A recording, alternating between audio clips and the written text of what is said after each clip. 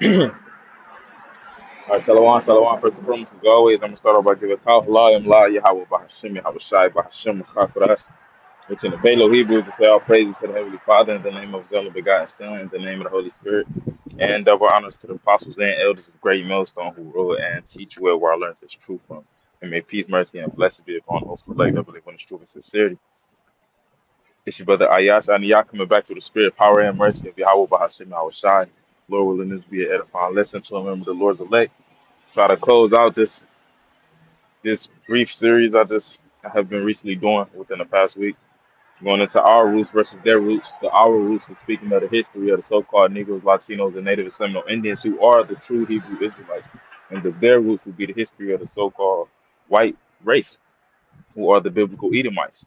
Okay, and I had just been briefly going into what took place during the beginning of the Hellenization of our people, which actually it wasn't even the beginning; it was actually towards the end, because from what they call the Maccabean revolt, you know, via Mattathias and his sons, the chief one being Judas Maccabees. From there stems the end of the forced Hellenization of the Israelites that was in the land at that time, and then that's where you get the Hasmonean dynasty.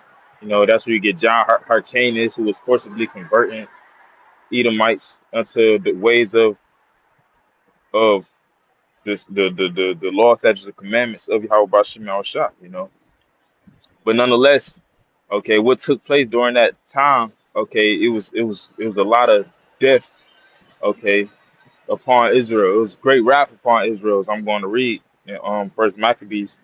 And the people that ruled at the time that was bringing that wrath, okay, they ruling again today.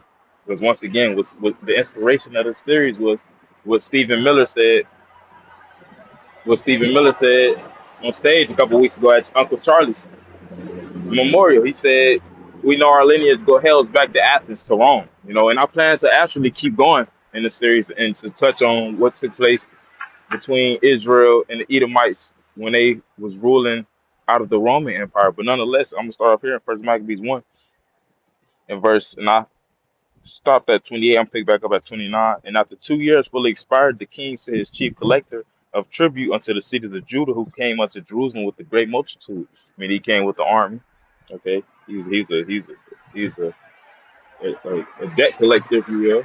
You know, he said his chief collector of tribute. Okay, which actually not a debt collector. He was a tax collector. Yep, that's the word. Tax collector. Verse 30, and spake peaceable words unto them, but all was deceit. And best believe this was the Edomite. Okay. He came unto Jake at that time, the southern kingdom, the kingdom of Judah, so-called Negroes, so-called West Indians, so-called Haitians, predominantly dwelling in the land at the time. Okay, when he came unto them, he spake all peaceable words, but all was deceit. And that's the characteristics of the wicked, okay, of the self-proclaimed white man.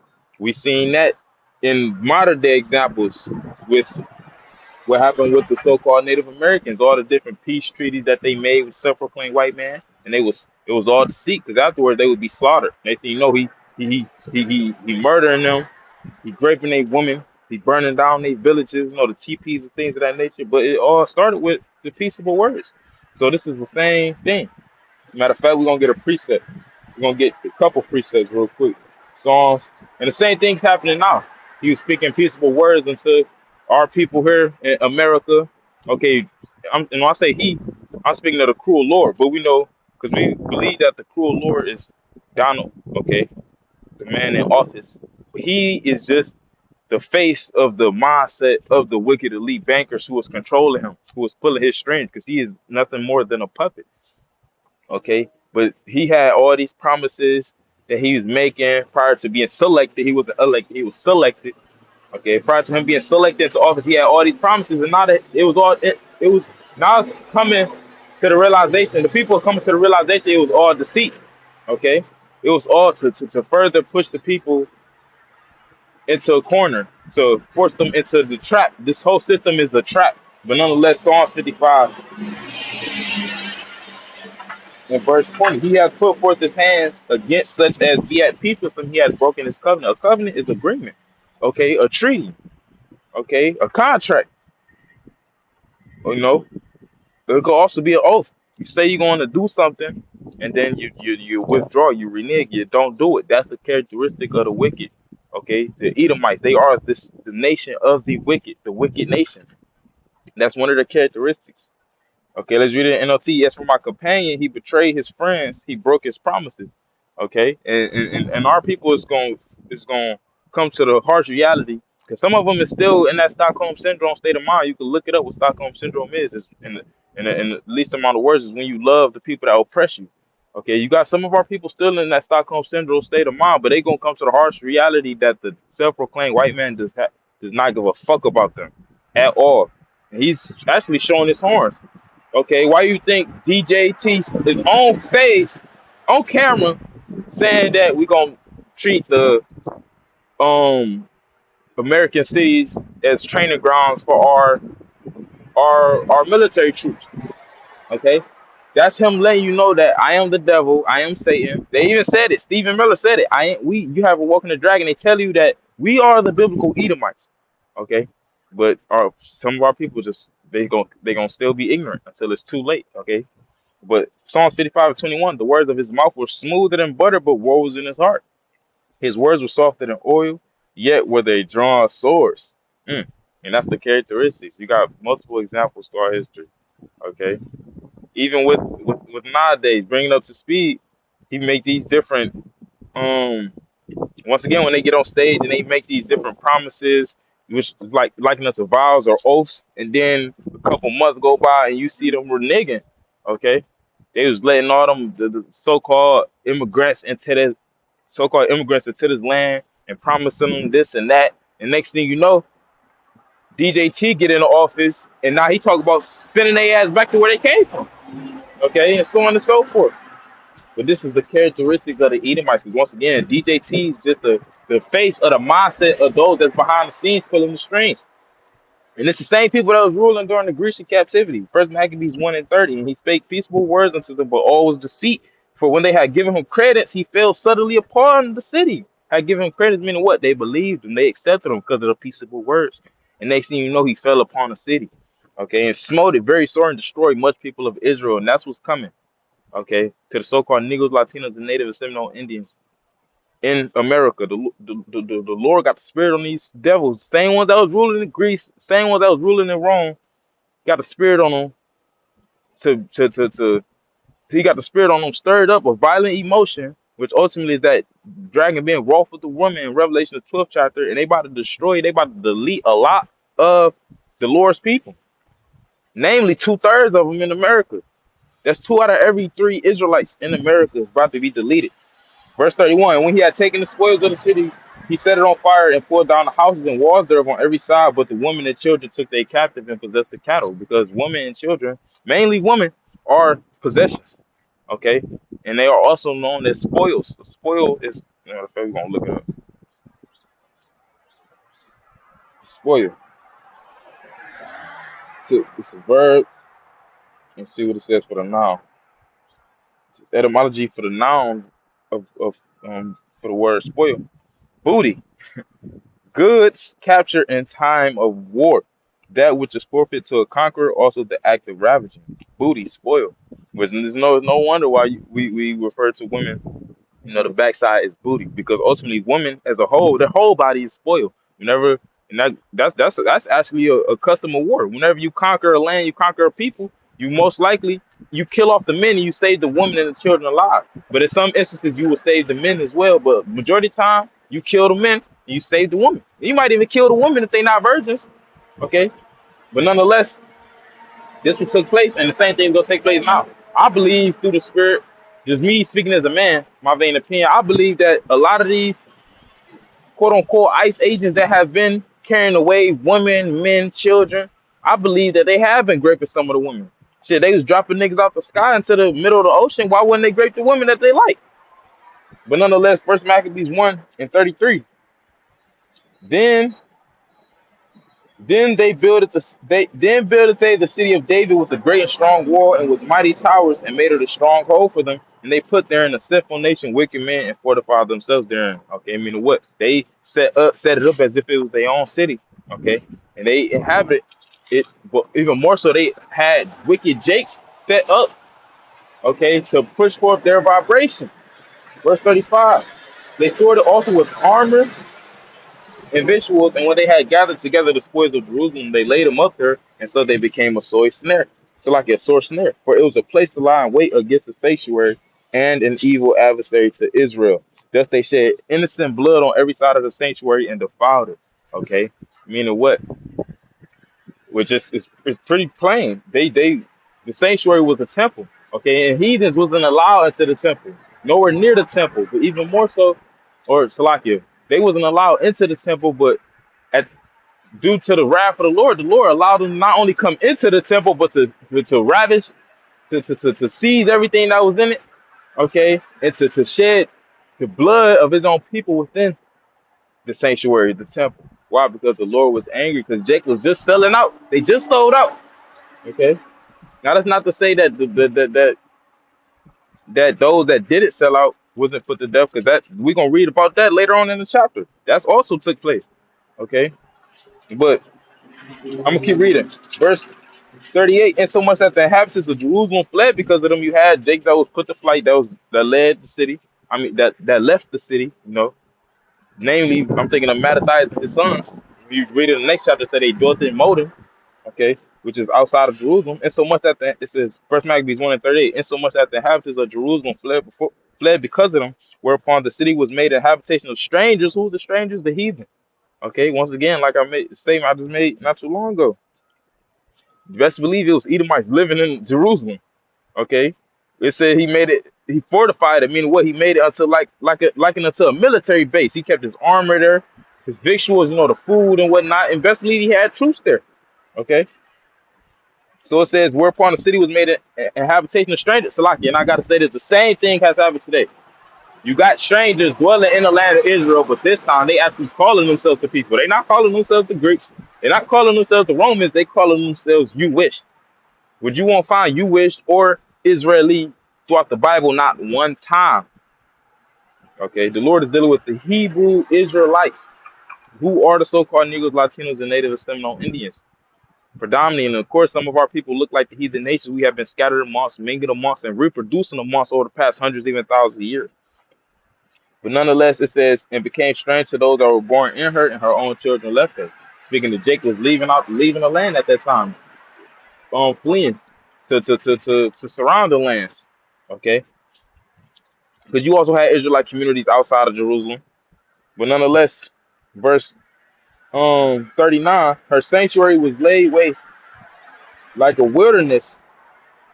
Her feasts were turned into mourning, her Sabbaths into reproach, her honor into contempt. And this is the Lord bringing down the pride of our people, because our people became very prideful. Okay, they was rebelling against the Lord. They was going after the ways of the heathen, following after their idols and their customs.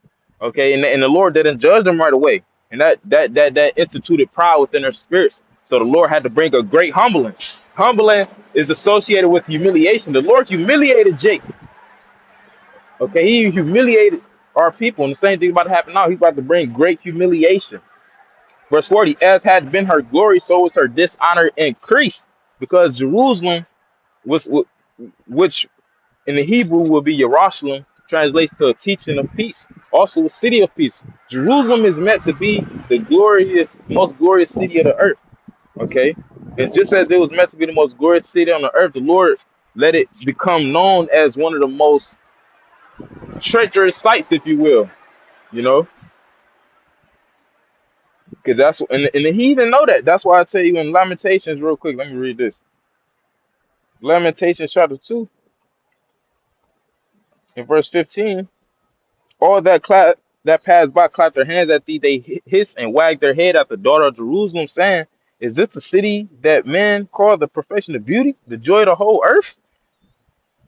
All thine enemies have opened their mouth against thee. They hiss and gnash their teeth. They say, we have swallowed her. We have swallowed her up. Certainly, this is the day that we look for. We have found it. We have seen it. See, so the heathen know that we supposed to be, because Jerusalem is a people before it's a place. They know that we supposed to be at the highest of all nations. The Lord said that. He said it's above all nations. Okay, but yet due to our rebellion against Him, He allowed us to be brought to the lowest of all nations. So going back to First Maccabees 1 and 40, as had been her glory, so was her dishonor increased. Now, instead of us being looked at as the glory at that time, they seen our same temple that heathens wouldn't allow them. They seen heathens inside of it. And on top of that, our blood spilled around all throughout the temple. All the glorious vessels that was within the temple, they was taken away. Okay, and so on and so forth. So that's that dishonor being increased and her excellency being turned into mourning.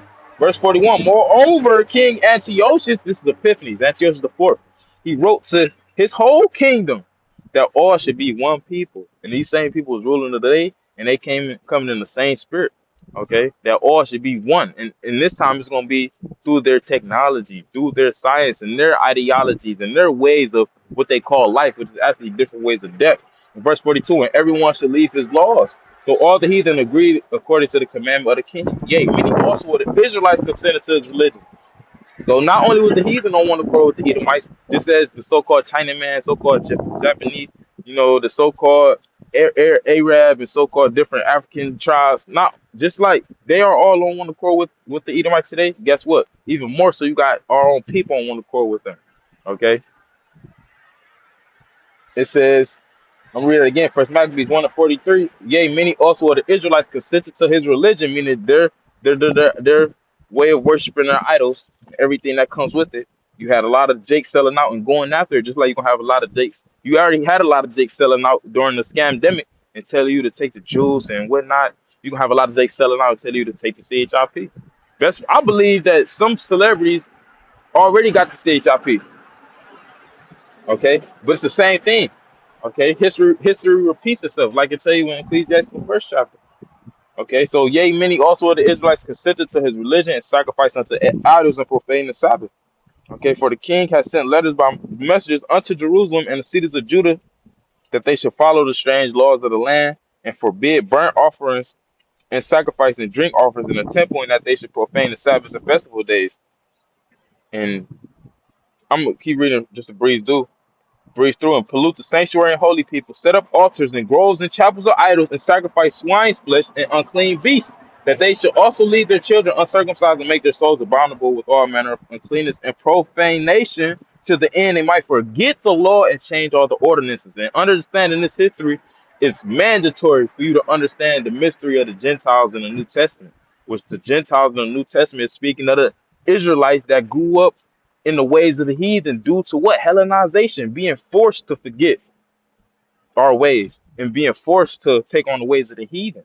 This is how you got to get the Gentiles in the New Testament. Okay, less is within less. But First Maccabees 1 and 50, and whosoever will not do according to the commandment of the king, he said he should die. And that's that draconian talk that's speaking as a dragon. Okay, because draconian goes back to the actual man named Draco, who was a law giver in Athens, okay, in ancient Greece, and he passed laws that was pun. He passed laws to the point where you did something that was minuscule, you will be punishable by death. And this is the same spirit. He said, if you don't want to follow our ways, you need to go. You got to get down or lay down. It's the same spirit that DJT is coming in, okay, and they slowly but surely showing you that, okay. Now I'm gonna jump down, okay. Um, Well, no, I'm stop. I'm gonna end it there. I'm gonna plan to come back and do a separate lesson on the last couple verses, you know. But this just goes to show you that their lineage hails back to people that was bringing hell, bringing wrath upon the true Hebrew Israelites. So, what you think they gonna do here in these latter days? Okay, I'm gonna go to this. I'm gonna listen to Jeremiah. Let me see.